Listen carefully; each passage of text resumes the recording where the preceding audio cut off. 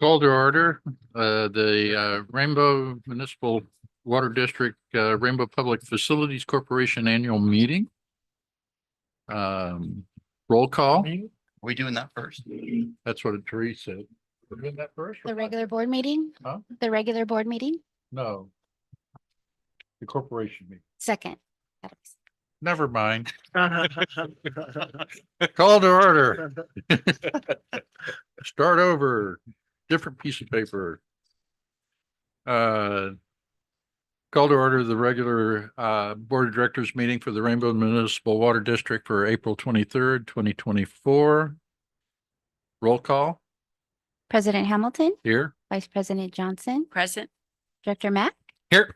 Director Townsend Smith, Here. Director Dale. Here. Thank you. Welcome.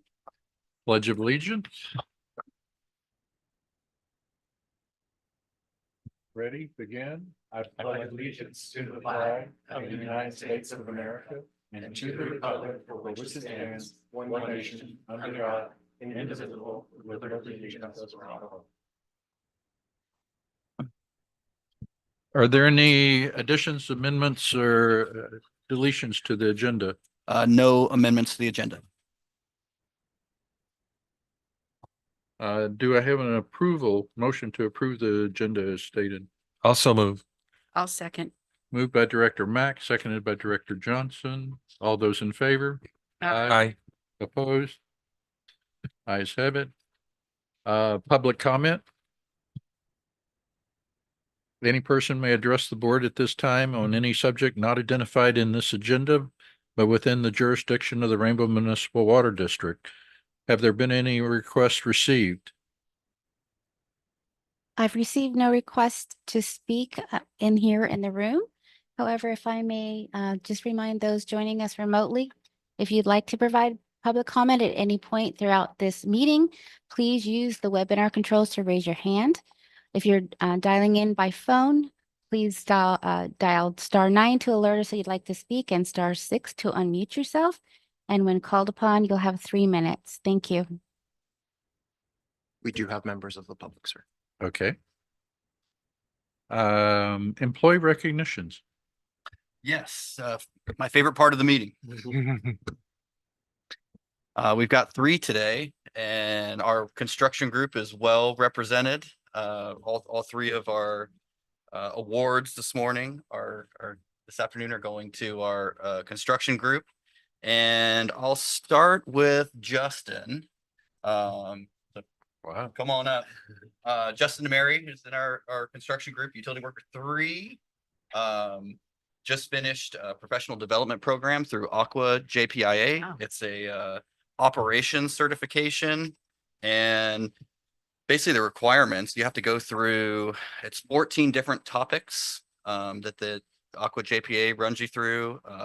Confined space, electrical safety, fall protection, lockout, tagout, trench safety, traffic control, all the things that are super, super important to, making sure our crews stay safe. And Justin went through the program, completed it successfully. So he sent him a really nice plaque, and we have multiple people going through this program right now, which is really good thing. I think individually, obviously, boosts their knowledge and really, but keeps the entire district safe. But these are great too, because I think it shows our insurance provider that we're very serious about safety, and I think that's always a good thing. We did some trench safety, kind of a field day with some of our operations group just recently too with Aqua JPIA. A lot of stuff they offer at a really great cost to us or no cost, and so appreciate Justin and him taking advantage. No, it's not mine. Yeah. Congratulations. Thank you. Let's see. How about Dennis? You want to come on up? Dennis Mendez. You might recognize Dennis. He was Yep. here last month. Yeah. You just like us. A repeat offender? So, Dennis, not only 5 years of service, all 5 coins. He's received all 5 coins. He's also a Costco shopper, which makes me very fond of him. We ran into each other at Costco, but anyways, superstar on our construction group. Awesome. Got to have lunch with him yesterday as one of the coin recipients, and yeah, loves the national parks like I do, and all that kind of stuff. So great Cool. man, great family. Thank you, Dennis. Thank you.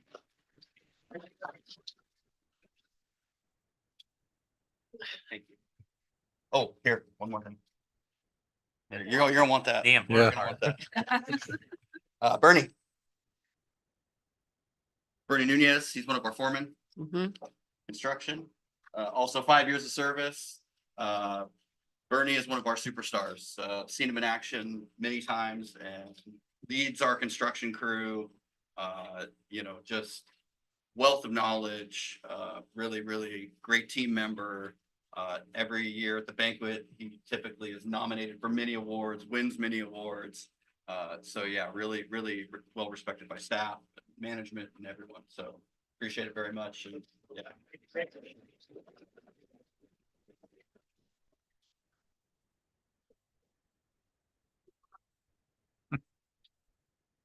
Thanks, man. Yeah. That's all we have today. I would like to add one thing. About a year or so ago, when we got accepted to the JPIA, and you had to be nominated to get back in the JPIA, the gentleman that oversaw the safety programs came up and told an audience of 500 or so and the board of the JPIA how respected that he had about Rainbow's employees, because we had many employees and went through the course, and then they actually came over here and overwatched some of our employees, and he gave a raving review, which made me in the audience like way to go. So that That's was, awesome. not prompted or anything, but it was like really pretty cool. So our employees should thank you for doing all this stuff. Thanks. Committee meeting summaries, Budget and Finance Committee. Clint? And you can stay for engineering and operations too.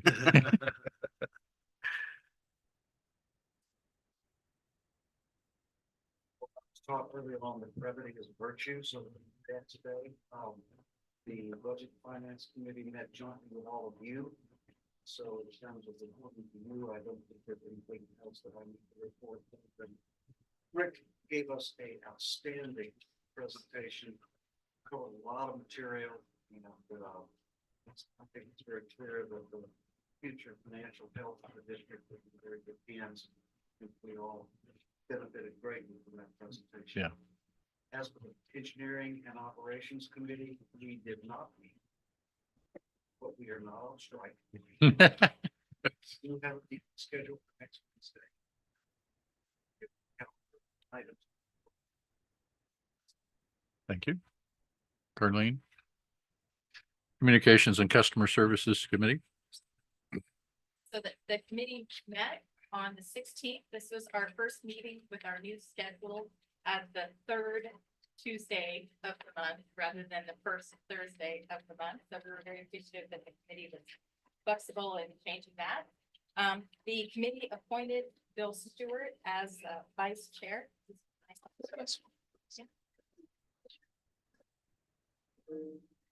Thank you. The committee appointed Bill Stewart as vice chairperson until January 2025, and will then reappoint the committee officers again in January, kind of to get on that annual cycle.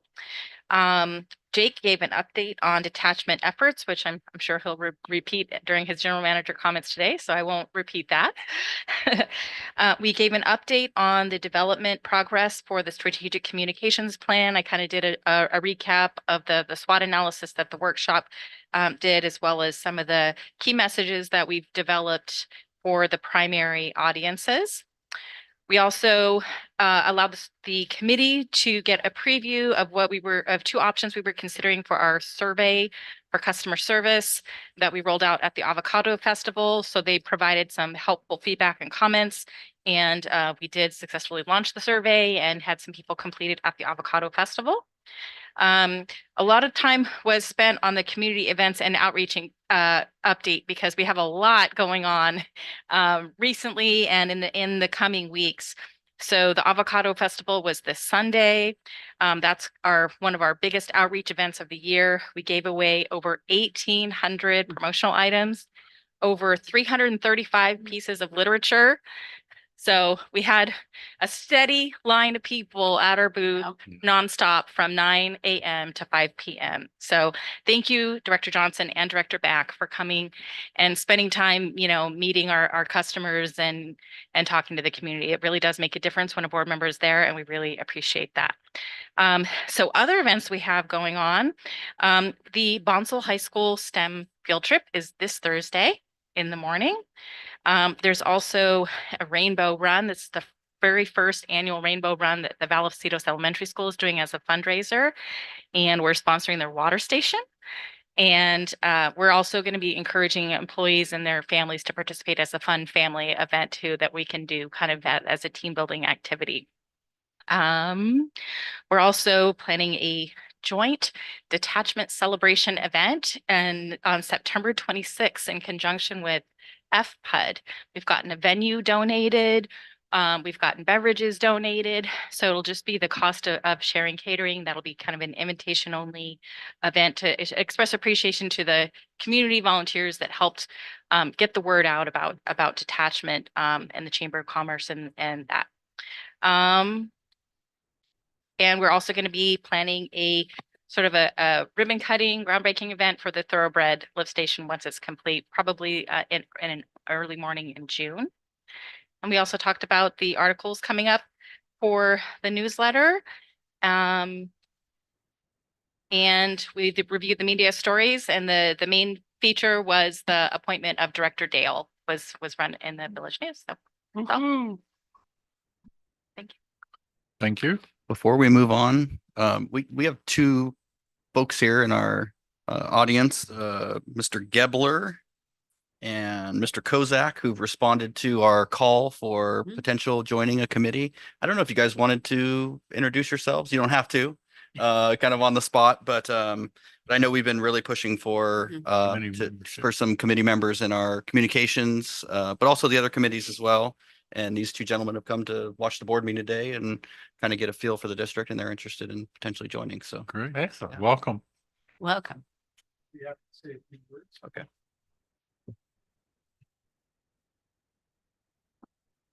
Good afternoon. My name is Jim Kozak, and I've been a Fallbrook resident now for almost 3 years and really love the community. And I have my business profession in real estate development.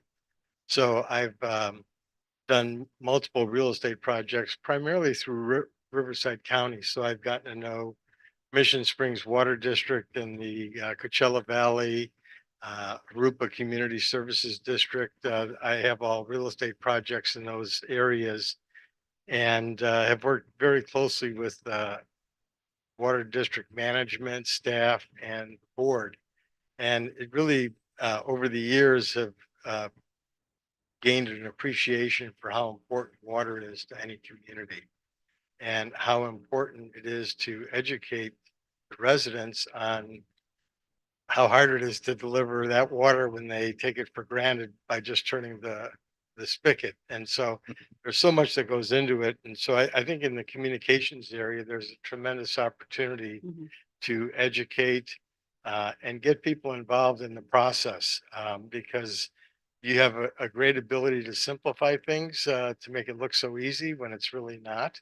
And with all the challenges ahead with getting your supply and overcoming when I first heard about the detachment, I said, boy, that is a mountain that is very high to climb. And kudos to the board and all the outreach you did to make the impossible happen. And get LAFCO involved. I've been through the LAFCO process, so I know what that's all about. And to have the important LAFCO members step up when they had a lot of pressure to not detach. And that's, so you've got tremendous, I think as a district, we have tremendous momentum going in a very positive direction. It'd be great to build on that. I'd like to help out on any committee that you so choose, because I like to be part of something that helps grow the community and be solution oriented to the challenges ahead. So thank you. Thank you. Thank you. And thank you for your interest as well.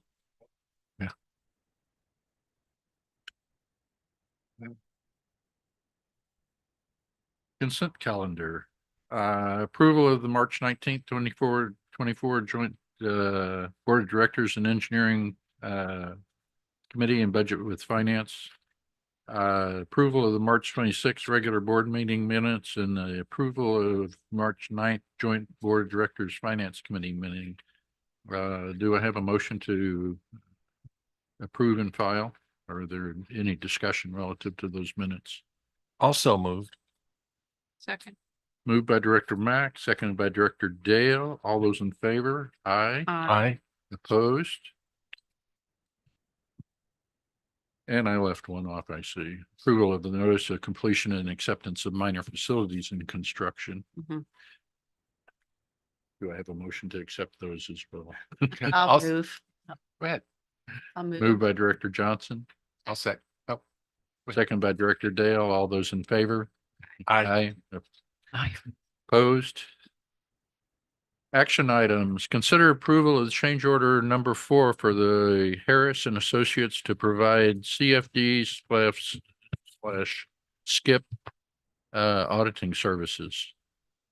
So this is a item we brought back from last month's meeting. And I just wanted to give you an update on kind of where some of these things are. We are wrapping up the Citro development, although they still have quite a few units left to build. And so there's still there is still some work there. I think they actually took a pause on some of the pads. And so over the next year, I think, or something like that, those will be, but that is wrapping up. A lot of the CFD work is wrapping up. A lot of the facilities are in. And then the other active one is the Bonzel Oaks, which I think they call now the Havens. Provence or Havens or Bonzel Oaks. Okay. One of those names, but it's across from the Vista Valley Country Club. And they have 59 units that they're are under construction. That's their phase 1. And then they have another couple hundred, I think, that are planned in the future. And so they have a CFD that's covering the first phase. So connection fees, facilities, and that for that phase. And that's actually happening like right now. They're looking to issue those bonds and reimbursements and all those things. So there's a pretty heavy push on that right now. So yeah, based on kind of the comments from last month, which were again very, very fair, we went back to Harris and just asked that they focus on those two, the two things, kind of the immediate need, and in a scope adjustment. And then Chad's group is going to be issuing an RFP just to make sure, if there's others out there that want to competitively bid on providing those services, that we offer that opportunity for any future projects, because we do have some future projects as well. Ocean Breeze, Yes. which is over on the Vessels property, which is another large development. They're in a period where they're a little behind those others. But that's potentially coming maybe in the next year, I would say, if kind of they get through their due diligence period. And then we have Campus Park West. That's another one. They've got some other issues that they're dealing with, county and Caltrans, but if those resolve relatively quickly, you may see something there as well. And you might recall we did a sewer service agreement with them back in I think that was October, I believe it was October. September, October. Yeah. So those are kind of the future ones that would probably be the focus of a subsequent contract or additional services related to the existing developments, and then of course anything new. So so the current scope is kind of revised to focus on these two developments to kind of get us over the hump on those that are currently active. I don't know if you anything to add, Chad? Perfectly said. Okay. Thank you. I have a question. From the last meeting and this meeting. For the 100,000, how many years was involved in that contract? That was going to be for 2 years. 2 years. Okay, thank you. Oh, and these are, all these fees, we mentioned this last time, but these are funded by the developer. So, understand, we still want to scrutinize cost and those kind of things from our consultants, but none of this is borne by the district. The developer pays, basically a request for invoice comes in, those get charged against the developer's deposit and, so. I mention appreciate you bringing it back. And I was the one that raised the issue at the last meeting. And my issue was mainly on the contracting mechanism and whether there were procedures in place in the admin code that kind of directed how that would happen. But I think that's still kind of hanging out there and wondering if that could come back soon Yeah. as well. Yeah, we are working on some clarity on our purchasing policy. As of right now, something like this really just requires board action. It obviously over that threshold where it just requires board action. But I think we're going to clarify some of those things for, the difference between professional services agreements and actual purchasing of like equipment and things like that. There seems to be a little bit of overlap there. So we are working some of those things out. But as it stands right now, that is the base requirement that these come back to the board for approval.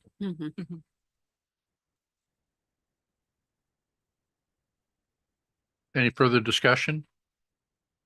Is there a motion? I move that we accept option 1. I'll second. Moved by Director Johnson, seconded by Director Hamilton. All those in favor? Aye. Opposed? Consider adoption of a resolution approving and authorizing the execution and delivery of an installment purchase agreement with U.S. Bank for financing $10 million in capital projects and equipment. I'm going to leave this to Mr. Aragon. Thank you. So good afternoon. So this item is really the formal action item to implement what we discussed last week in more detail, but I'll summarize some of the key points. Essentially, it authorizes the district to take out a $10 million loan with U.S. Bank. That loan would be geared specifically towards capital projects that are spelled out in the documentation. Most specifically, essentially funding the remainder of the 3 pump stations project, which was necessary for detachment, and then the first 2 years of the proposed CIP. Overall, it's necessary essentially because we're currently at fairly low reserve levels. We discussed that at the workshop, and that those reserve levels will be even further challenged over the next few months. So the overall need is that we need to bolster our cash until we start seeing more cash flow, essentially when detachment happens. We'll still need some moderate rate increases. We discussed that last week. And it takes some time to rebuild cash flows after that. So we need to buy ourselves some time between now and then, and that's what this loan does. The loan is geared, as I mentioned, towards CIP. It doesn't have to be, but we designed it that way specifically to get lower rates because targeting it towards CIP allows us to do tax exempt rates. And so I'll get a little more into the rates in a second. Otherwise, you're looking at least 1% or so higher than otherwise. So it's just a way that we can design the debt to be as efficient as possible. The loan has a little bit of a different structure. It's not just a straightforward fixed rate loan.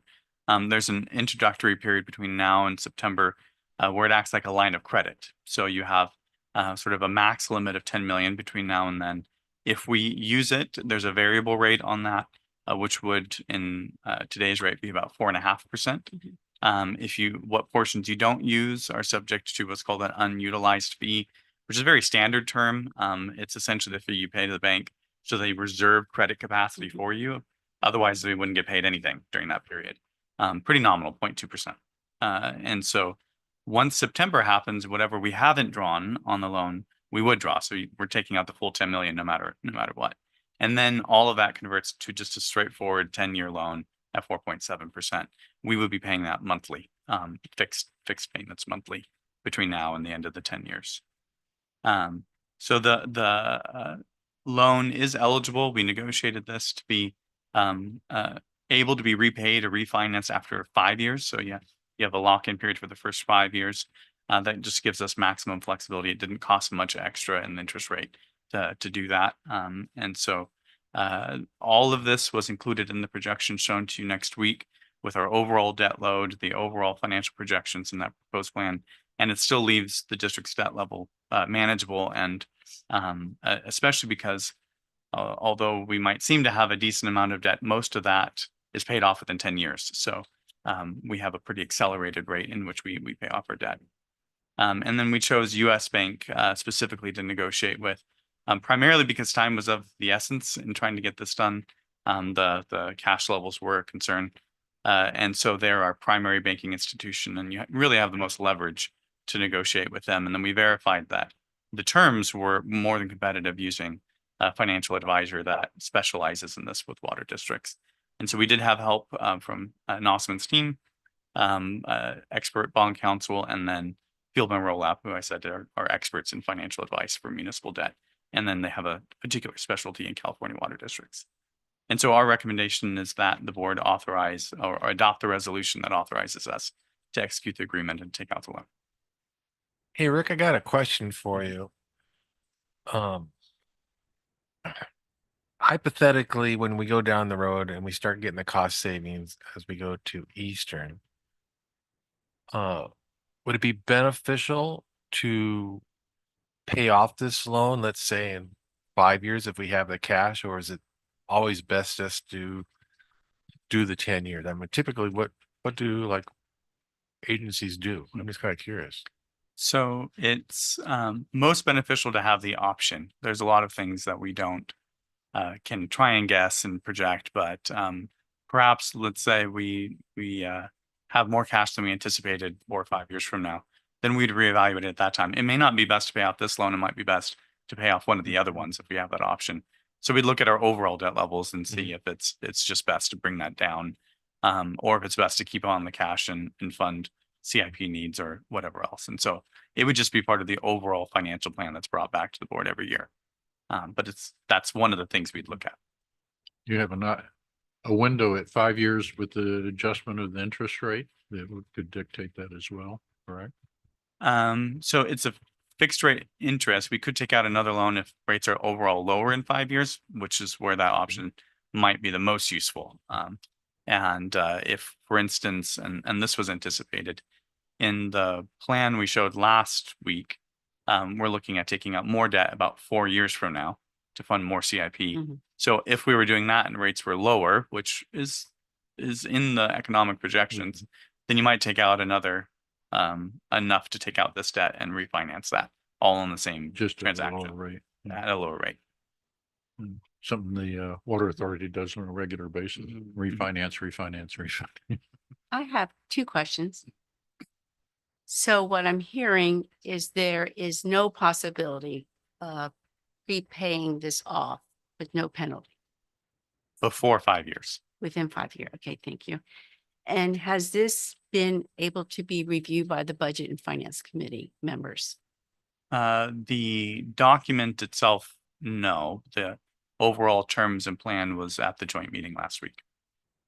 The reason I ask is because I remember in that some members of that team had some concerns about the amount of reserve we were requesting. Right. So yes, so all of those details, the overall financial plan, where I think those comments would have all been in the overall plan last week. The only thing new now is the specific legal document that implement just the debt portion, not the reserves portion.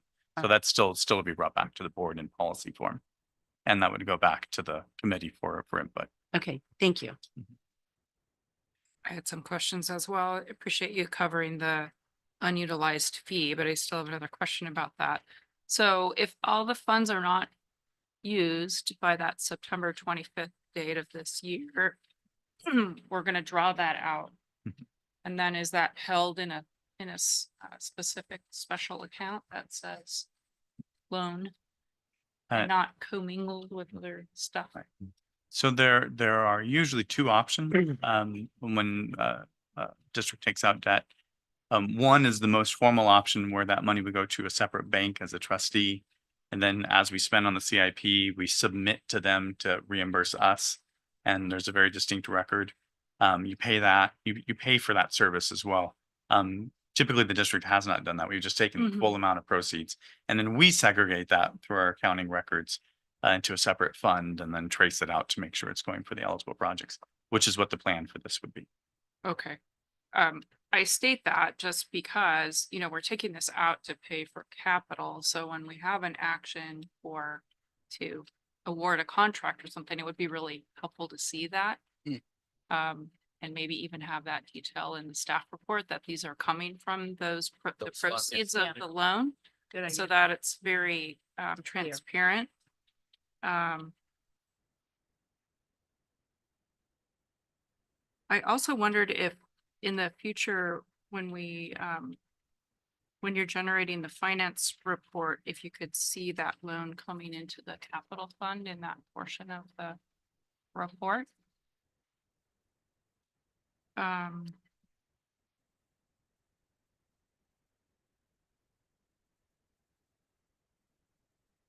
I have questions, yeah. But I do have a comment. I really value the work that you have done on this, and being proactive. And it's evident that you've worked very hard on this in your team, so thank you.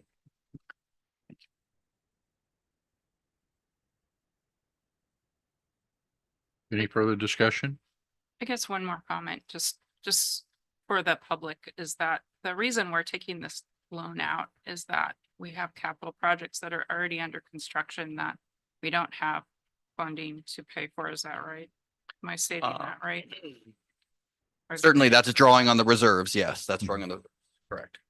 So this is to build the reserves. Well, it's to maintain adequate cash levels. Yes, Okay. you can say it a couple different ways, but yes. Sure, Flint. Did you fill out a speaker slip? No, I think that Rick could also speak to the fact that the interest rate on the loan is less than what we make when we invest the funds in our short-term account. So the benefit of pulling all the money out in September means that essentially the district can make a little money on the interest arbitrage. And so I just thought it would be useful for you guys to remember that. Mhm. I'll have to clarify that we can offset the interest cost. We can't make money off of it. Right. Right. So it would effectively now be interest, net zero cost, with what we invest versus what the interest rate is. And I think that So- was mentioned in the joint meeting as Mhm. well.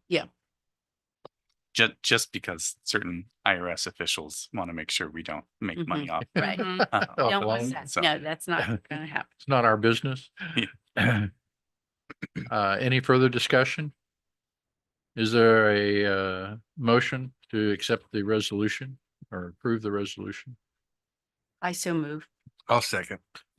Moved by Director Johnson, seconded by Director Mack.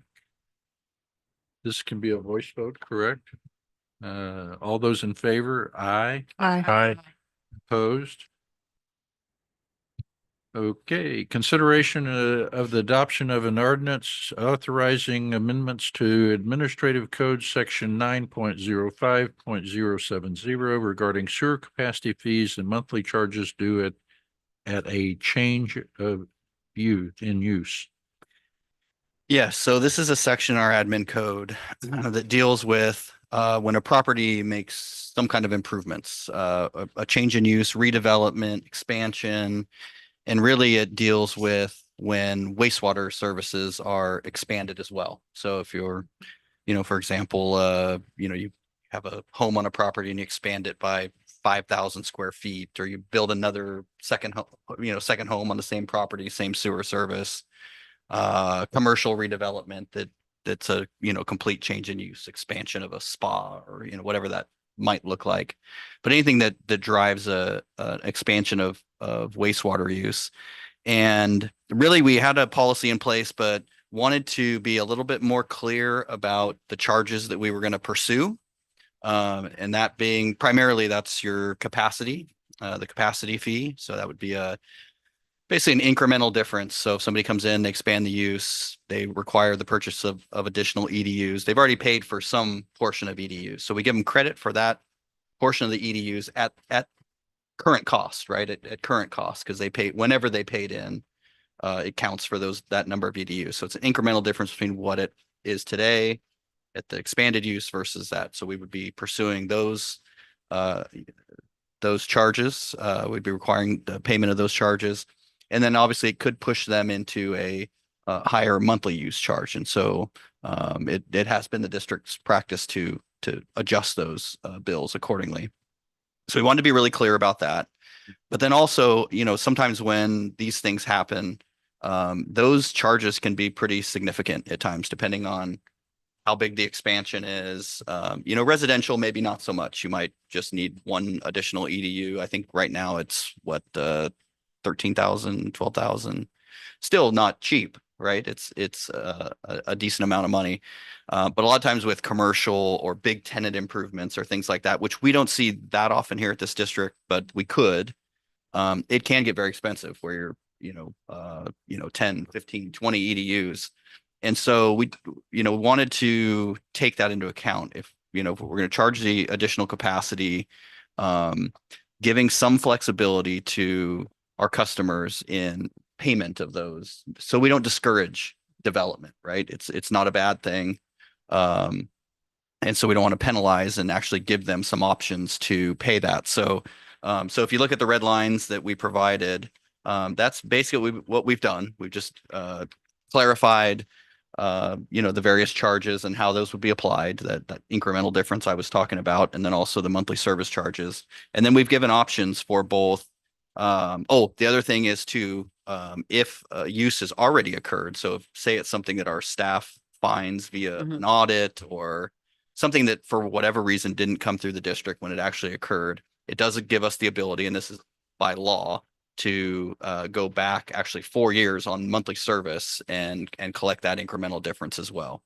So we wanted to provide, again, options on capacity and monthly service. And there's some different legal requirements in both of those. And so we've addressed those here where we kind of set two separate systems up for repayment. And so in there, you can see, on the capacity fees, we kind of set some limits. If it's 0 to 5,000, you can pay it off over a period of 12 months. If it's a higher amount, then we extend those periods, I think up to about 3 years. But then with those, we would recover with basically like our investments with a LAIF interest rate, just so it's basically money. It's almost like it's sitting in our reserve account, gaining that interest rate. But it allows them to pay, it's typically a pretty low interest rate and allows them, the customer to pay it over a period of time. So again, not to discourage development. And then also on that, the incremental difference on the monthly service charge, if we're going to go back, we'll give them a period to pay that back. Either, I think it was 12 months or case by case. If we're going back further than that, we'll basically give them the same amount of time to pay those. So, yeah. So basically you would double up that incremental monthly service charge over a period of time that, wasn't paid previously. That makes sense. Clear as mud, probably. And that's basically it. A couple little cleanups on, enforcement actions. If payments not made, we have the ability to basically discontinue service or, things of that nature. So kind of typical water, the only way, avenues we have to collect those fees. But really it's just a cleanup of our code to make sure it's nice and clear and actually to provide additional options to our customers when they want to redevelop or expand. Any question? Yes. First, I just wanted to say I appreciate you bringing these forward and updating the code. I think densification in general is a big issue for utilities. I had a question about whether there's additional language that might need to be added so that there's no issue with people putting in ADUs. We're talking about EDUs, but ADUs, accessory dwelling units, are a big issue. There's state law that really governs what you can do with connection fees. And so I wondered about that. But also, as I was looking through here, I saw that there was a development consultation deposit, and I wondered in what circumstances that deposit's drawn upon. Okay, I might have Chad weigh in on that second question, because I know he was the author of that, I believe, and implements it here at the district, so I'm not intimately familiar with that one. On the ADUs, we did get clarification actually from legal on like, on what we can and what we can't do. The thing, and this was just kind of my take on it, we left it general in here. We put as allowable by law, basically just because seems like things change Change. sometimes, right?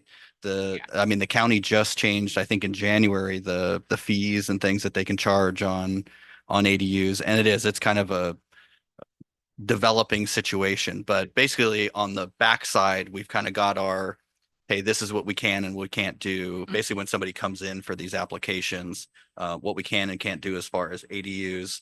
I just didn't want to keep changing it. So that's, we left it as allowable by law, and it's kind of a practice on the back end. Yeah. But that was one of the big questions. Yeah, because there are certain things you cannot, you can't, fees you cannot collect, based on how they do it and things like that. So yeah. I had a question for clarification. On the 4-year back bill, it talks about unpaid monthly service charges. And in trying to determine what sort of service charges we had and looking at the current rate sheet, there are no service charges for sewer that I can determine. I think it's just our base charge, right? That's what it's referencing.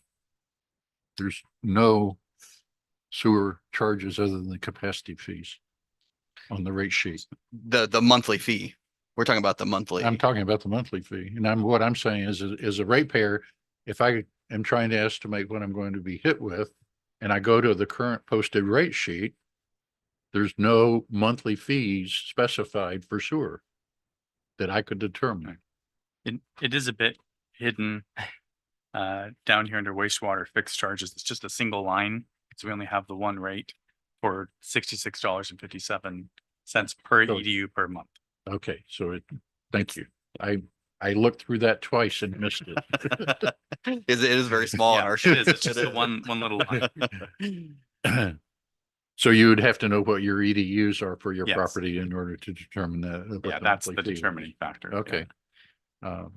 We might want to consider making that a little more obvious to ratepayers. Yeah. So On it this, had nothing to do with the ordinance, but it was like, where is this? What is this? Yeah. On the second question, Chad, the consultation fee, can you elaborate on Absolutely. when? Yeah. So there's large parcels off of West Lilac that the owner decides, I might be interested in subdividing these 60 acres into 11 or 25 lots. We have the Paula Mesa market, which is constantly coming back saying we are going to redo the market and expand and do this. Rancho Alegre off of Reche Road, Ocean Breeze Ranch, the Cameron development out off Highway 76 east of Rice Canyon. They come in, they'll meet with us. Where would the water come from? Where would the sewer come from? Often operations is involved in the initial, what we call a kickoff meeting. But then sometimes they come back and come back and come back and want us to run extensive studies and analysis on it. And so what we implemented is we actually create project numbers now for this. And so staff charges their time for any of that analysis and review. And in the case of the individual who was contemplating subdividing off of West Lilac, after doing it, we met with their civil engineering firm for the matter of 3 or 4 months. They decided, you know what, it's just not penciling out as a project. So charges spent to date are extended from the account, and everything else is returned to the developer. So does that include like plan review? And Everything. Okay. So Everything. recovering full cost. Meetings, everything that we have to go do. If we do have to confer with legal, everything is coded to that project. Mhm. It becomes a project. Okay, now we're gonna require additional monies. If you decide it's no longer a project, we refund the money back. Mhm. Great. Sounds good. do I have a motion? Any further discussion? Is there a motion for the adoption of the ordinance? So moved. Second. Moved by Director Dale, seconded by Director Johnson. This is a roll call vote. Aye. Director Mack, Aye. Director Townsend Smith, Aye. Director Dale, Aye. Director Hamilton. Aye. Thank you. Motion carries 5-0. Thank you. Information items, operations report. I think these are just info, all the information's provided in the packet. If there's any questions, Robert would love to answer. Robert. In looking through the operations report relative to sewer capacity and the developments that are in the works, we have something like our relationship with Fallbrook for maximum sewer capacity is like 8,900 EDUs. Is that, trying to remember, it's a little over 8,000. Yeah, that's based on the Oceanside, capacity at Oceanside, the 1.5 Sorry, MGD. Oceanside. Yeah. Yeah, I'm a little confused there. Yeah, it's the Oceanside, Yeah. excuse me. One of them suburbs of Wansell. Somewhere west. Yeah, we have, I think it was something like that, 8,900, and we have about 1,300 remaining. Right. Some are reserved, but about 1,300 remaining. And you have a little more than that in the pipeline. Well, we have two large projects, the Ocean Breeze, which we don't have really final numbers on those, but let's call them, they're in the 500 EDU range, and then Campus Park West, which again is in the 500 range. That would 500-600 exhaust most of them, correct? If those two projects, I think we've got some they've got some time ahead of them. I mean, probably a good 3 to 4 years before we would see those things come online. That's not a lot of time. I was going to say, it's Yeah. not a lot of time if Oceanside says, I can't sell you any more EDUs. Right. And so that Oceanside, I don't believe is our biggest problem. Oceanside has some additional capacity and they've Our biggest problem is getting the capacity to them. correct. I believe, at least in my discussions, and we've just had a few brief discussions over the last few months, but that there is capacity there we could purchase, but obviously that would come at a cost. Yeah. My concern obviously is in a 3 to 5 year time frame is going to be a challenge with all our other CIP projects to try to deal with it. Mhm. If the bend in the river or whatever comes through at 1,300 units or whatever Mhm. crazy number, and I mean, the economy goes and flips around and suddenly they're building like crazy. Yeah. And We're left really juggling on sewer. And I think some of capacity is an issue for our system, especially when you get down Old River Road and start headed down North River Road. So one of the CIP projects that we've been talking about is increasing the size on North River Road, and that was like size of the 16-inch line on North River Road. But also we're able to slow flows down at Thoroughbred once that comes online. The project that's going to maybe happen on 76 and Rice Canyon out there. Yeah. Our suggestion was to put an equalization basin in out here by Horse Creek to kind of hold flows down. But yeah, as we get closer, my thoughts are we would have to have those conversations with Oceanside and see what their capabilities are. Maybe that's a contract renegotiation to extend capacity. Well, we it can comes send back more to wastewater the their way. question I think I raised at the joint meeting, which is, are we approaching a point when we look at 10 years out, doing something ourselves versus the cost of expanding the pipe, which is going to be an expensive project because of its depth on North River Road. And it's any capital project, let's say we want to do direct potable reuse. So we're going to build a wastewater plant and build subsequent plants. Very expensive. And yeah, planning would have to start fairly soon on that, but it's a lot. I mean, it's a lot. And maybe that's the way it is in the future, but A lot more than doing pipe. yes. Okay. Yes, but it's something, it's in the back of everybody's minds, and the state regulations on direct potable reuse have gotten a little changing as we speak. So that's looking a little bit better for everybody. So we could hit that point, but it's hard with developers, and Chad and I, we joke about this, not joke, but it's interesting because developers will say, "Hey, we're ready to build and we're going to do this and we're doing it." And so then we ramp up and we get it and then it goes dead silent. And that goes on for years. Yeah. Horse Creek Ranch area is a good example of that, where our original EDUs were from 30 years ago or something. Right. Yeah. It's crazy. We Okay. we were actually talking about this morning, you know, as we're going through budget and things like that on things we kind of want to tackle, things we can wait to tackle and things we really can't wait to tackle. Obviously the master plan is going to, you know, advancing that master plan is going to be kind of key in that. We're going to be talking about capacity fee to make sure we're collecting correct sums of money to deal with you know, the future capacity that we're going to need. But I think we'll probably, even outside of the master plan, you know, we've got a lot of different kind of water resources things we've looked at over the last years. 7 years. Yeah. And so I think, you know, I don't think we can wait another year. I think we definitely want to start honing in on the things we really want to focus on. And that potentially is one of them, right? Hey, we know we've got X tens of millions of dollars in sewer capacity projects over the next 10 years versus, you know, changing regulations and alternatives. And so that, I think that probably would be one of the, you know, does it mean we build a recycled system? Is there demand there? Does it mean we, you know, do we need discharge capacity somewhere? I mean, those are all things I think we would have to really take a hard look at. But I think that's coming, right? And part of the master plan too. The master plan will really hone in on capacity and things we can do. I&I, you know, combat I&I and projects you can do to kind of get you enough capacity. But yeah, those are all really important discussions we're going to have over the next year, I think, plus. And we're looking for grant money.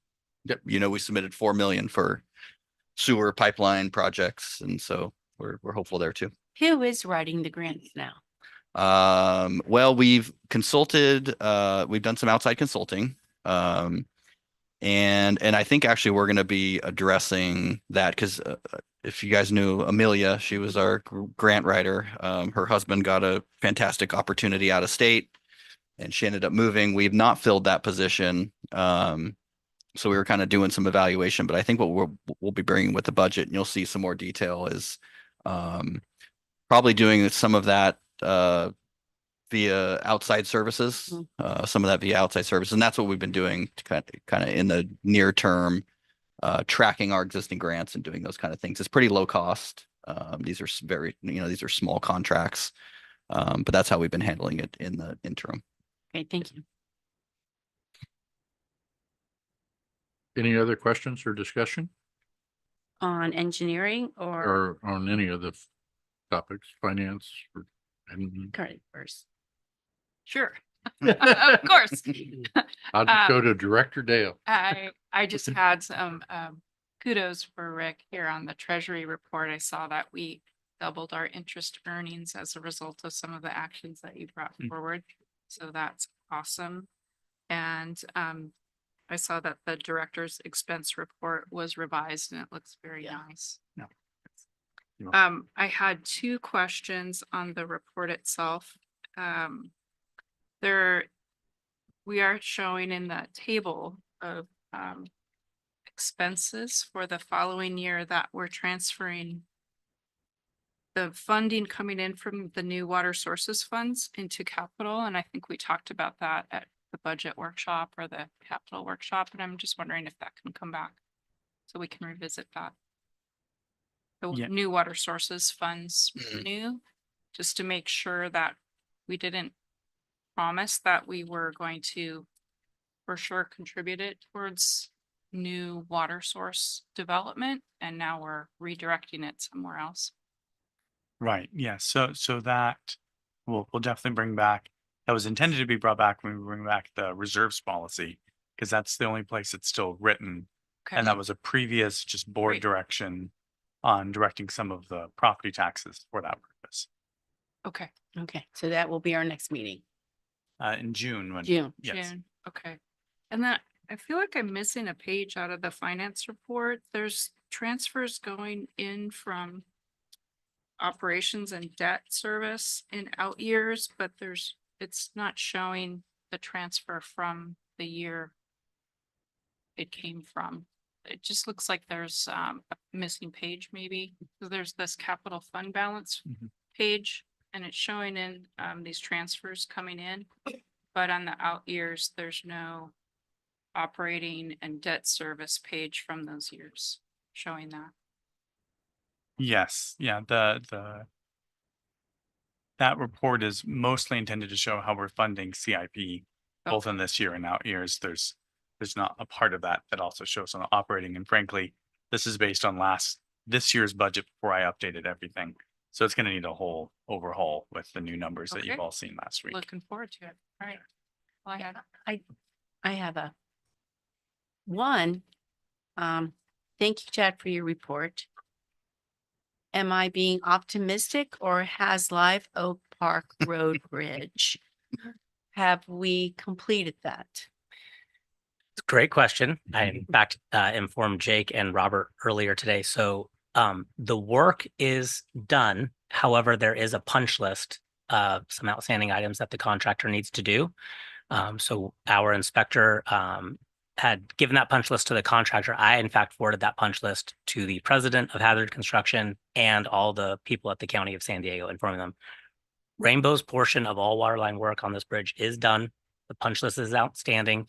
Once that's completed, we will bring the notice of completion before the board. We were really hoping that that would be able to go to our May Engineering and Operations Committee, but they're not moving that quickly. If they finish just after that, we may still bring it to the May board meeting, but we are done. Well, the reason I bring it up is because I believe two committees, volunteer committees, will be thrilled, just thrilled to know that this has been accomplished. Engineering and operations and budget and finance. So that's very good news.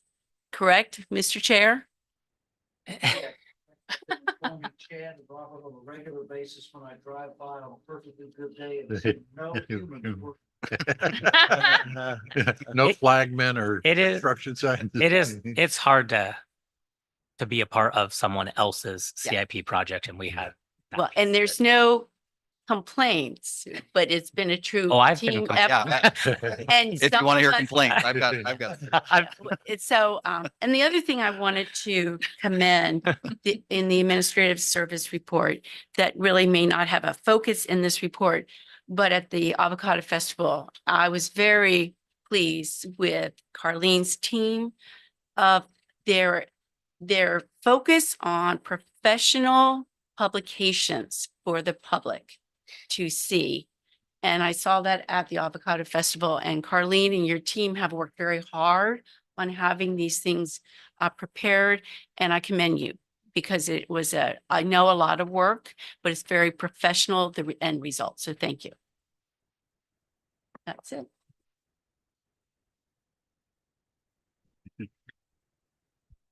We don't need a motion or anything on information items, yeah? Reports and comments. Legal counsel's report. Thank you, Mr. President. I did a written report and update on a new decision from the United States Supreme Court, and it was a unanimous decision involving directors' use of social media. Now, there have been several cases across the country dealing with this issue, kind of the intersection between the directors, individual First Amendment rights, and then the director's role as a government official and how that ties into social media, particularly when a director deletes someone or deletes a comment or blocks someone.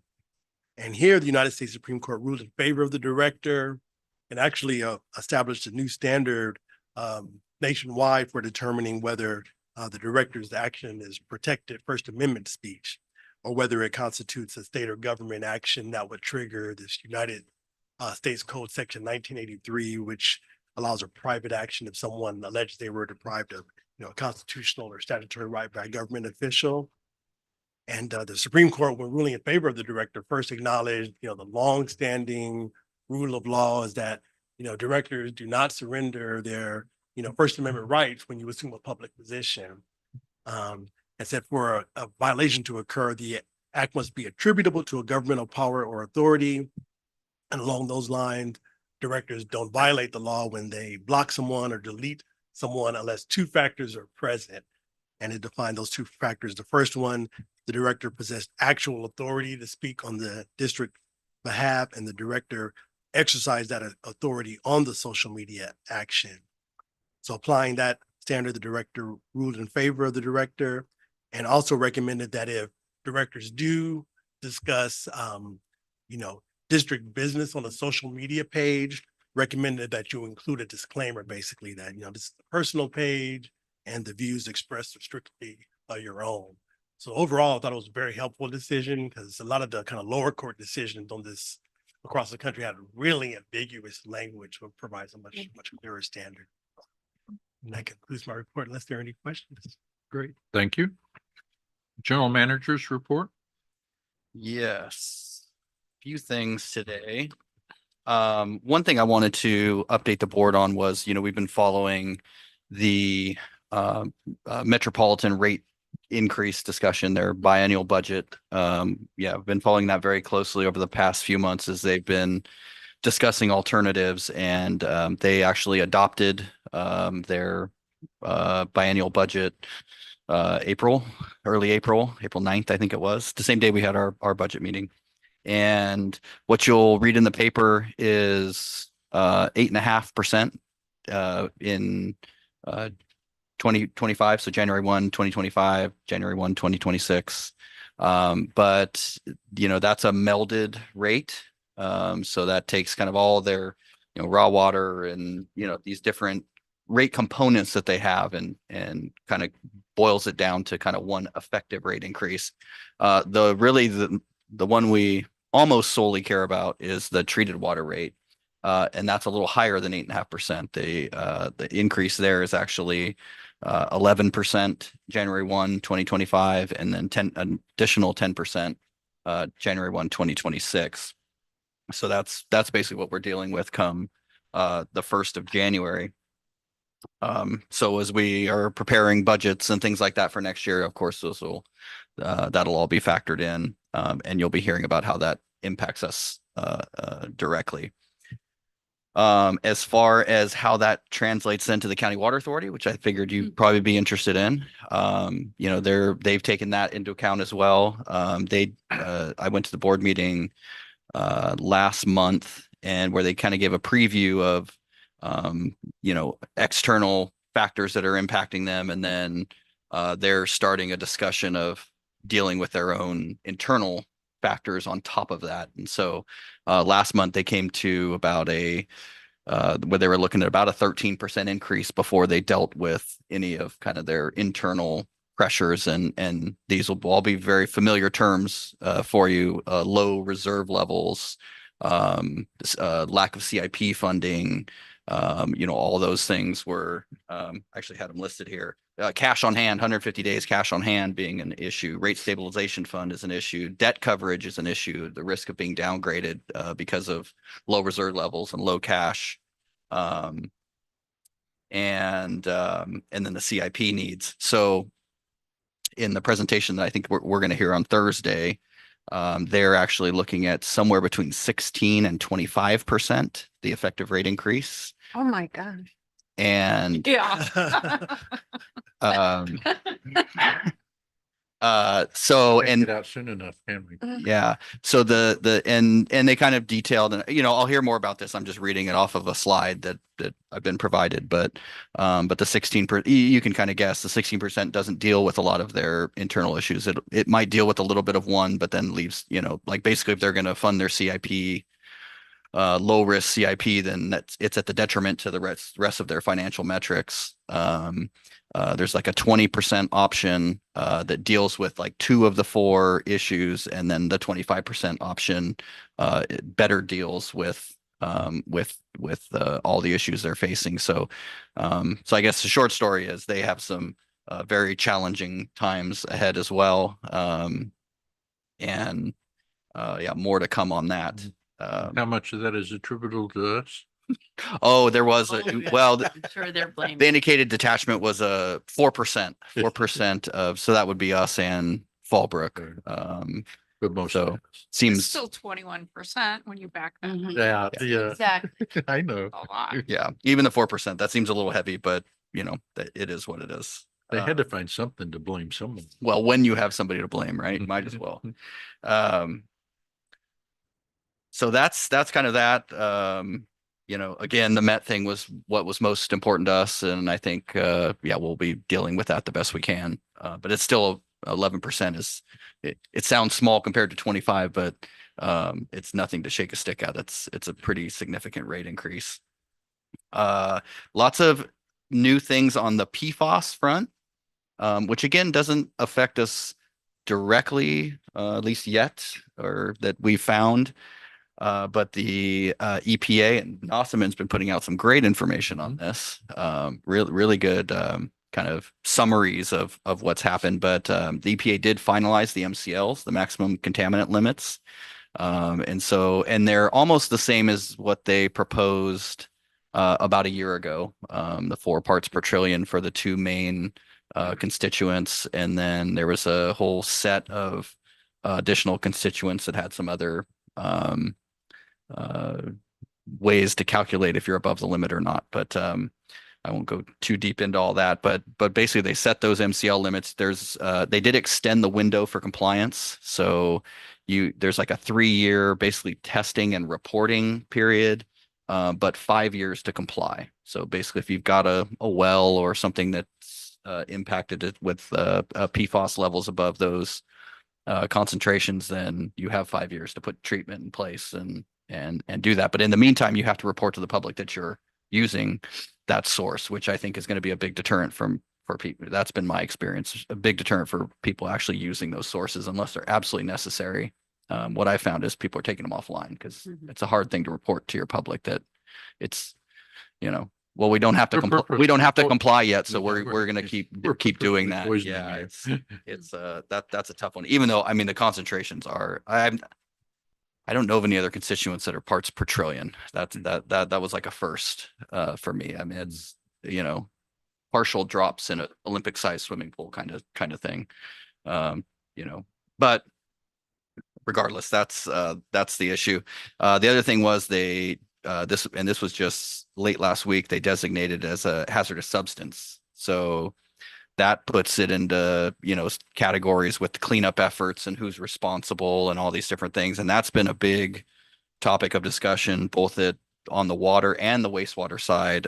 You know, wastewater very concerned about, you know, handling of solids, you know, disposal of solids and things like that. So basically the being categorized as a polluter, you know, in some regard. And so the EPA put out a second document that outlined how they probably are going to implement, you know, how they're going to implement this program. And they specifically indicated that, like, what they call passive receivers, and that would be the water industry, you know, that this stuff is just polluting. You know, we didn't create it, basically. That we wouldn't be held responsible for, you know, transporting or you know, that kind of thing, that they would hold the folks that are using and producing the chemicals, or who used and produced the chemicals, accountable for those costs. But everybody's still concerned about that because it isn't written into law. It's just like a guidance document that kind of includes these things. So still more to come on that. And that's where we could be indirectly impacted, I guess, with our, you know, relationship with Oceanside, with the wastewater treatment. Obviously, if things impact them, it would obviously impact us too. Operating costs and things like that could impact us. So I think that's our probably biggest known exposure at the moment. Good news. Ready for some good news? Yeah. Okay. Mhm. All right. Crop swap. Everything's pretty well complete with that. The MOUs are signed. I think the program framework is in place. We had a couple of things, just, you know, kind of behind the scenes, things that we wanted to deal with because there are a number of agencies that are part of the program, and we all contributed, right? We kind of that initial, you know, get the program up and running, you know, some costs that we all incurred. What we decided was out of the pot of money, we would reserve kind of a portion of it. And I think it's ended up just being like 1 million of the 5 million. And kind of that first portion would kind of be reserved, or it's reserved for the individual agency. So just a couple $100,000, but making sure that everybody kind of has we don't know how this is going to go, if it's going to be a rush to, we get 1,000 applications and it's kind of first come, first serve, and the money's gone before you blink. But wanted to make sure that kind of everybody had the opportunity to get some of that money to their customers. I don't think it's going to happen that way. I think it'll be drawn out over a period of time. And so then obviously the rest of the money would just be on a first come, first serve basis, and whoever's got the use for it would use it. I think everybody's encouraged too, that if it does go fast, there's probably a lot of opportunity to get some more money, right? Everybody loves a successful program. And so that would probably be a good thing. So we've done some pretty good outreach stuff. Obviously we did our normal stuff, our newsletters. We plugged it at the Avocado Festival. We had a really nice brochure that the kind of the group had put together. We've done some internal stuff where we've just reached out to kind of some of our leaders in the agricultural industry, the avocado growers, AGC, that group. Some of the packing houses, local packing houses that obviously service a lot of our growers, and the irrigation supply places too, Grangettos and the like. So we've kind of done some individual outreach just to those folks. Hey, get the word out. We're potentially going to do a mailer just to our eligible accounts. And so something, small postcard, something like that to send out just to make sure everybody's aware of it. And then we've been forming an interest list for a while. And I think we've got, 60 some odd customers or something like that that's actually signed up on that interest list. So obviously we'll do emails and, kind of direct correspondence with them because they've signed up that they wanted us to do that. So, anyways, we're doing a lot of outreach on that, and we're really hopeful that it kind of gets off to a hot start. Let's see. We had our first headquarters ad hoc meeting, and so I know Director Mack and Director Townsend Smith participated in that, as well as some of our committee members, Flint, and I thought it was good. The first meeting we really just kind of recapped where we'd been, kind of the different things that we'd looked at, and kind of dove into that, but got into discussion about a lot of different options, things that we should look at as far as, and obviously opportunities with here at the existing site. And we've looked at development and redevelopment and things like that. But some really good ideas on potentially, if there's existing buildings offsite, that, I think Director Mack brought this up. That's kind of the route that Fallbrook had gone. They commandeered medical office buildings and, kind of redeveloped that property. And actually the building's kind of nice. It's older, but they've done a lot of work on it. It's actually a pretty nice building. There were some others that had done that too. Remind me. Helix, Yeah. I think that was the very first one that I got to go see, that they had a training there. And I didn't understand when they were talking about their other place. I go, this is not, no, that's the other yard. We bought this, it was already a building there. I think you might have been there with me. Yeah. And they bought a building, a concrete building, and Right. they said they saved a lot of money doing that. Yeah. We talked a lot about partnerships, potential, this site is zoned, where it could be utilized by school districts or other, county or, institutional, it's a institutional zoning. So those kind of uses could be potential. So again, anyways, some of our other properties too, potentially looking at some of our other properties. So a lot of good discussion. I think we spent an hour and a half kind of talking through a lot of these different options. We've got another second meeting scheduled this month, I think next week actually. Yep. And so we're going to lay out maybe some kind of framework around those options and talk a little bit more about, which options. We had some homework to do too. So we're going to bring back some of that homework. But kind of, which ones we want to pursue aggressively or how aggressively we want to pursue those things. And then I think at that point, we'll probably be ready to come back to the full board and kind of give an update and give everybody's opinion and kind of go from there. I'll stop there. I got some other stuff, but it's not, we're okay. San Diego County Water Authority? I think that was the big news. Covered, covered that, the rates. Yeah, even last month, that was the big discussion. I think it's going to be this big discussion this month too. Yeah. CSDA? I do have a few things to report. CSDA provided a special district resilience summit webinar on April 12th. I did attend that as well as many in the area or the state. Also, two of us, Director Townsend Smith and I, attended the CSDA Training Special District Leadership Academy Conference, April 14th through April 17th. And just for everyone to know, we were awarded the certificates, which She's showing off now. but I assume we give them to the district. So that is all that I have to report from CSDA. LAFCO? LAFCO didn't have a meeting this month. So I think they have their next meeting is in May, early May. Okay. Santa Margarita Watershed Watermaster Steering Committee met on its quarterly meetings. We got a med update on Diamond Lake and Skinner. Diamond Lake was down about 25,000 acre feet. But they expect it to be at 100% capacity by the year end. Skinner was about, I think, 85% capacity, and again at 100% by year end. They talked about the state water project. Current allocations had just been approved at 30% of the allocation commitment. And they think it'll go to 35%, and there's a possibility of it going to 40%. So there's water to be had. Quirma was discussed, but there was essentially nothing to report there. Conjunctive use project between Camp Pendleton and Fallbrook. The interesting sidebar on that is they're in production, and Fallbrook is concerned that they'll have the capacity to take all the water that they're getting out of the cup.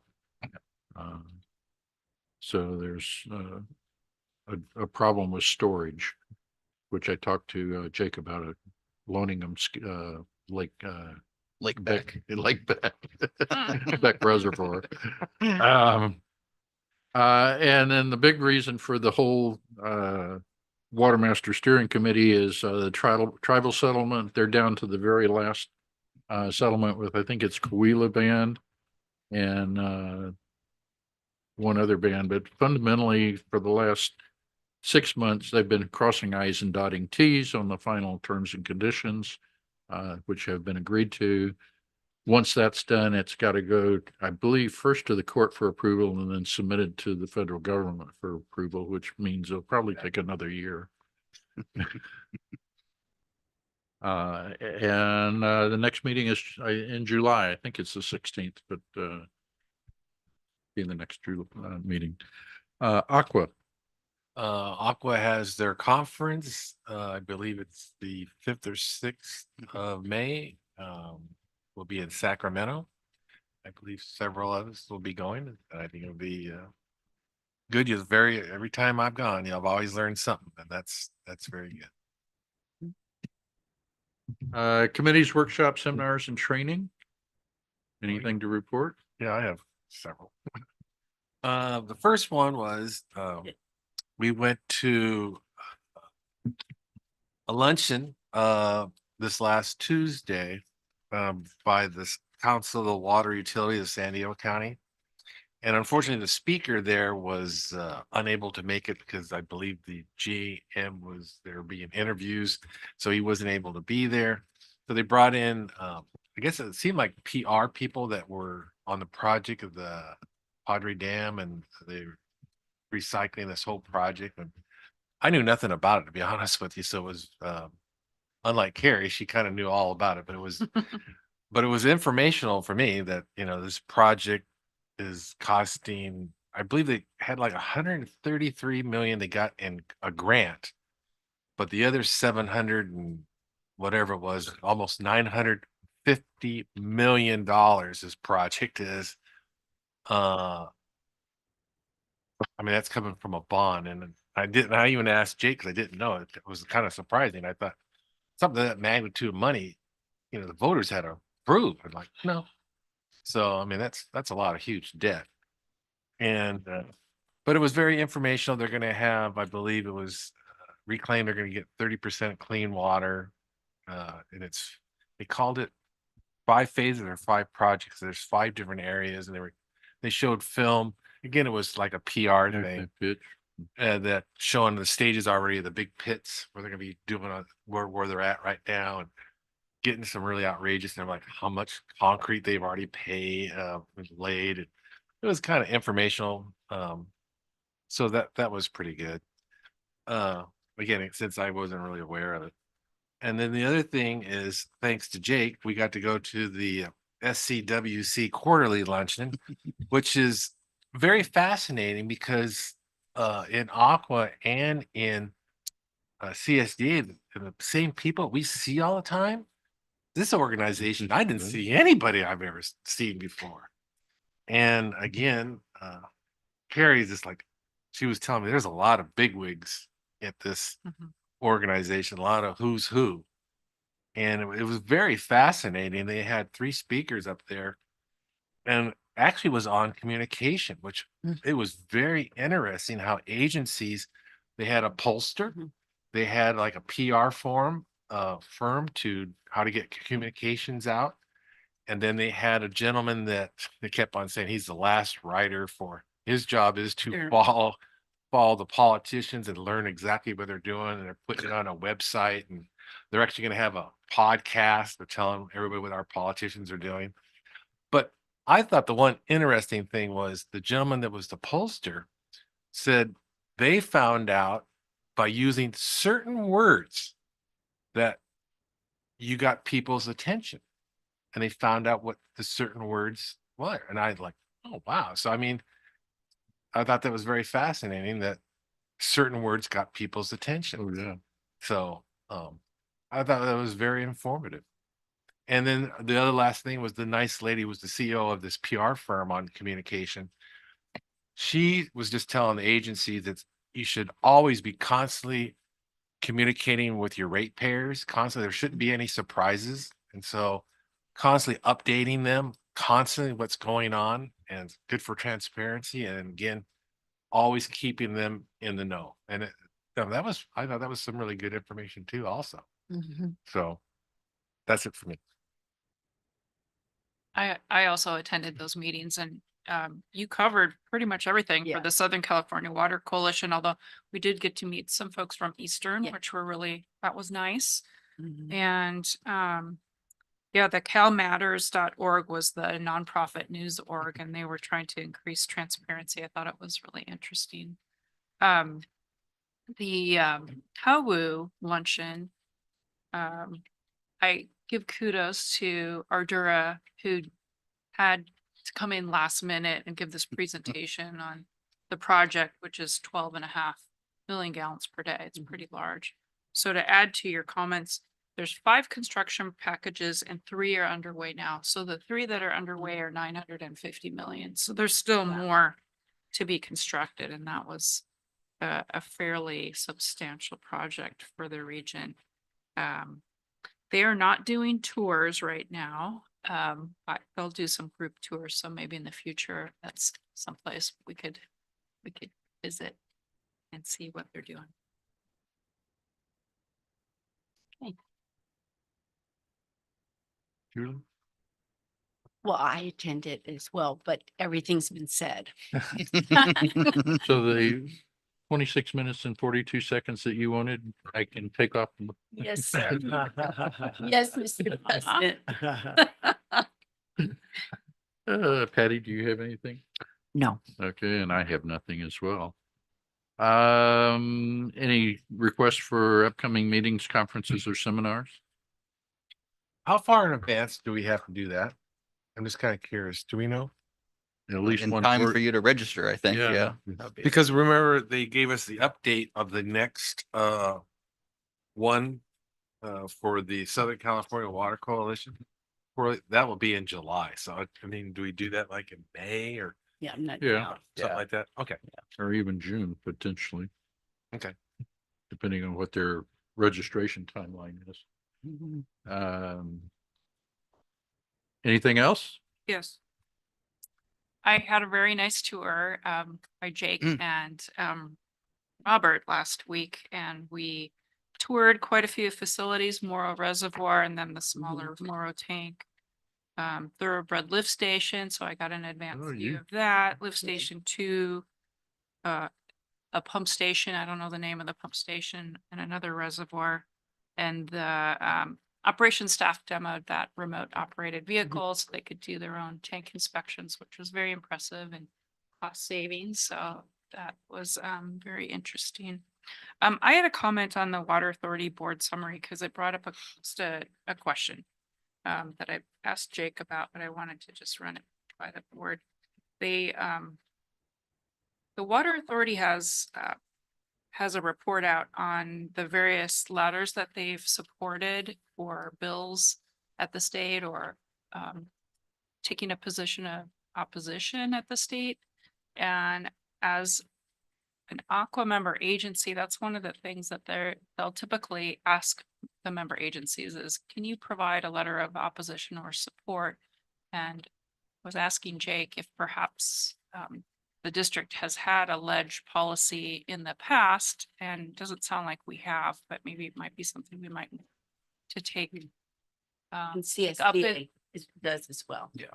Yeah. I think we've done it on a saying. case by case basis, but we Yeah. don't have a general policy. And sometimes they want an urgent letter. Yeah. They want Yeah. something like within the next 3 days. And so that would help Jake respond to that if there was a ledge policy that the board had undertaken. I know we support this or this general Yeah. direction and not Any so much. general, Yeah. general concepts we Uh-huh. support. So if there's legislation that comes out that supports development of supplies, then he's able to sign on to those types of letters and just open it up for discussion. I think that's a good Yeah. idea. Maybe we could put that on our next agenda. To have Yeah. more information. Our future one. It doesn't Yeah. have to be the next. Yeah. Okay, thank you. Yeah. Yeah. It is. I mean, the district's never had dedicated staff Mhm. just to follow legislation and things like that. So, yeah, it'd be me, and I think I got an offer to contribute to something like that. Rick's got some experience in that That'd be great. arena too. An offer. Um, but I think that would be good. Yeah. How twisted was your arm? Yeah. And we've talked about quite a bit of, about being a little more engaged with Aqua Yeah. too, on the Yeah. Aqua side. I know CSDA, we've been very engaged and obviously when they send things, we respond. But I think that's a goal of ours to kind of engage a little bit more. Yeah.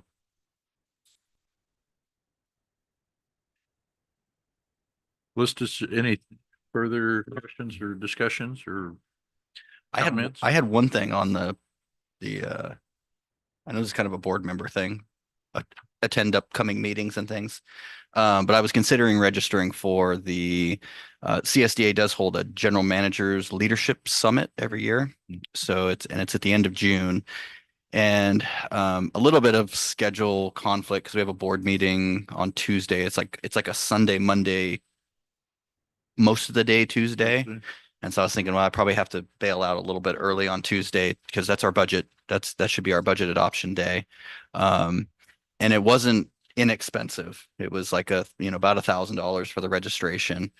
And so I was kind of leaning towards, I think maybe I'll go next year. And I don't want to cut it short. But as I was doing this research, I saw they said scholarship opportunities. So let me see what they've got. And sure enough, it's like a bank or somebody sponsors 16 entries into, for that event. And the only requirement is you can't have been a GM for more than 5 years. I thought, well, I think I qualify. And so anyways, I applied and they accepted it. So I get to go for free. Good. Yeah. Wow. That's awesome. We'll miss you. Well, my hair will be on fire as I come to the board meeting on Tuesday. So Where is it at? Do it remotely. it's in Anaheim. That's not that. Oh, Yeah, that's not not too too bad. Yeah, not bad. Yeah. Not bad. You can eat on the road coming home. There you go. List of suggested agenda items for the next regular board meeting? None? Okay. Okay, I gotta stop talking, but one thing I was gonna mention, we took up the policy today on the sewer capacity fees. And I think in the next few board meetings, I'm not gonna commit it to the next one because Rick's really busy. But I think you'll see a couple of items along those lines, kind of I'll call it revenue protection kind of policy things. We're talking about kind of some of our meter protections, downsizing program, and some potential modifications on those kind of things. And obviously none of these things are intended to be penalizing, but just equitable, right? We're looking at more kind of being equitable across the district. So we've identified a few things I think we want to tackle. That was the expanded wastewater use was one of them, and we've got a few others that we'll be bringing forward over the next few months. So just so you don't get blindsided. I have one thing, and you weren't here, so I think I talked to Robert about this. I'd like to be brought up again where when we were changing out the water meters, I know for a fact there's 2 people in my district that have an undersized water meter and it just goes 24/7. I think Tom even said that this place I'm talking about, they actually had to replace their meter once or twice because it's just humming and they're just trying to avoid the fees. And I thought we were supposed to start gradually. You maybe write a letter to some of these known people that are really abusing the system. I mean, whatever happened to that? So the one you're talking about in particular, we've sorted it out. I can talk to you in detail about that. Oh, okay. Okay. Yeah, that one in particular has been taken care of. Oh, Generally, that is one of the things we're looking at too.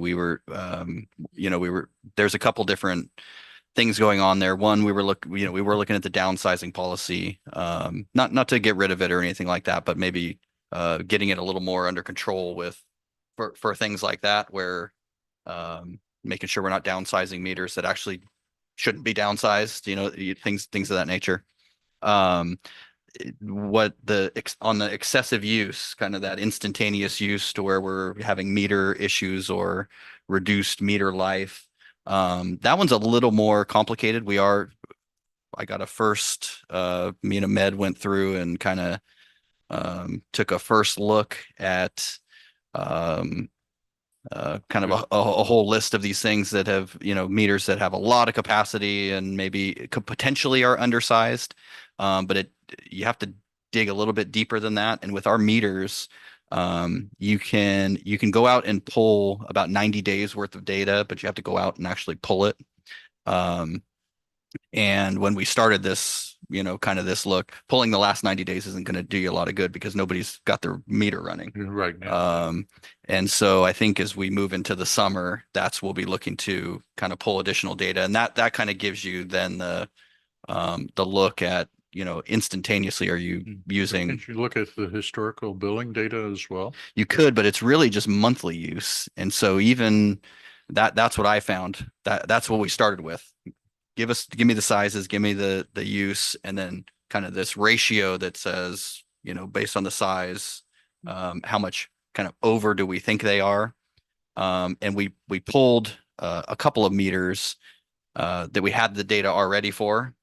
And what you saw on some of them was, even though the use is kind of high, they actually spread it out enough where it's not, it doesn't really exceed the instantaneous capacity, meter can do, like a 1 inch can do up to what, 35 gallons a minute or something like that. And so, but that's, I mean, you have to dig a little bit deeper to actually see where it's actually impacting the meter.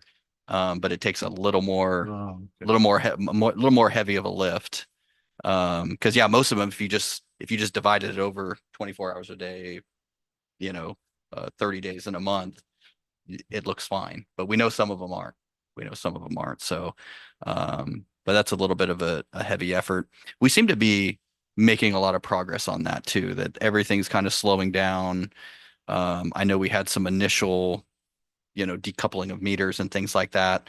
We're really not, I think we've got through the worst of it. And maybe it's not quite as bad as we thought. Time will tell. We got to get back into summer and obviously demand's a bit down, so nothing's breaking right now, but I think we've actually got a pretty good handle on it. And now it's really just kind of getting back to that protection, as we move forward, setting some of our policies right.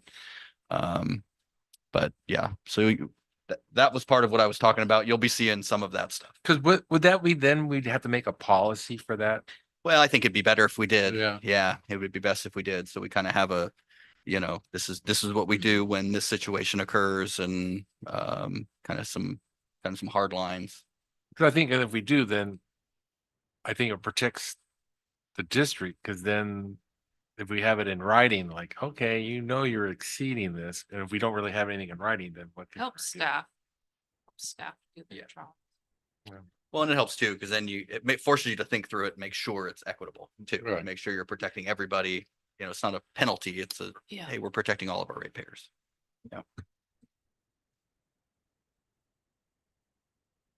Anything else? That's it. That's Done. it. Nothing else? Then Wow. we'll adjourn to closed session at 2:36. Let's take a 10-minute break and we'll resume at Right, we have 2:45.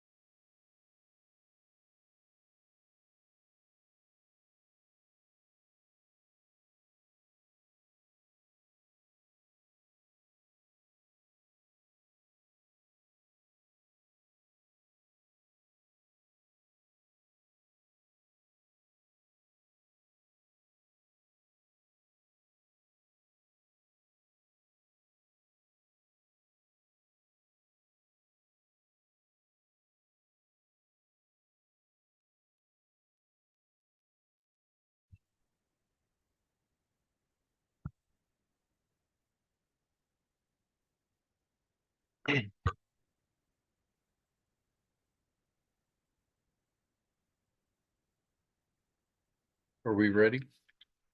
Not yet? We're ready? Okay. Call to order for the Rainbow Public Facilities Corporation Annual Meeting for Tuesday, April 23rd, 2024. Call to order, roll call. Here. Here. Here. Yeah. I'm sorry, Dr. Gill.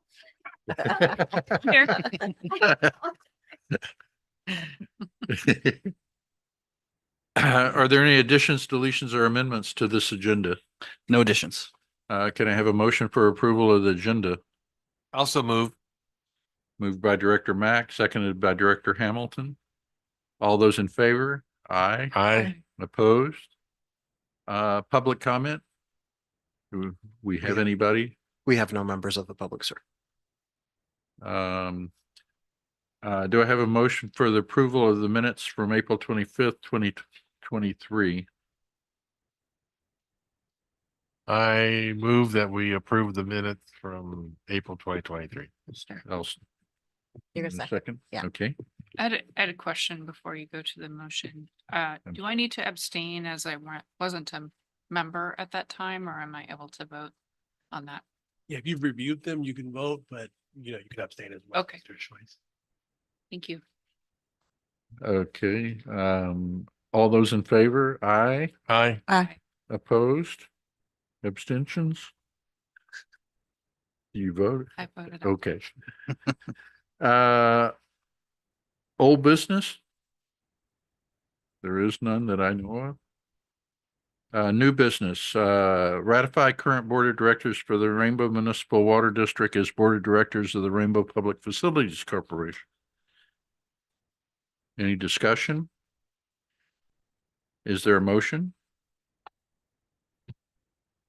I move. Yeah. I'll second that. Okay. Moved by Director Hamilton, second by Director Mack to approve the Rainbow Municipal Water District Board of Directors as the directors for the Rainbow Public Facilities Corporation. All those in favor? Aye. Aye. Aye. Opposed? Approve appointment of officers for the Rainbow's Public Facilities Corporation for 2024. I move that, if I can find my list here, that the president be myself, the vice president be Julie Johnson, secretary Michael Mack, and chief financial officer Rick Aragon. Is there a second? Second. Moved by Director Hamilton, seconded by Director Dale. I should have asked if there was any discussion. Does anybody have anything they would like to discuss about that? All those in favor? Aye. Aye. Opposed? We are adjourned. Thank you very much. Wow. Thank you for that. I may, was there any reportable action at a closed session? Oh, there were no reportable action items out of the meeting. Thank you. Thank you. Okay.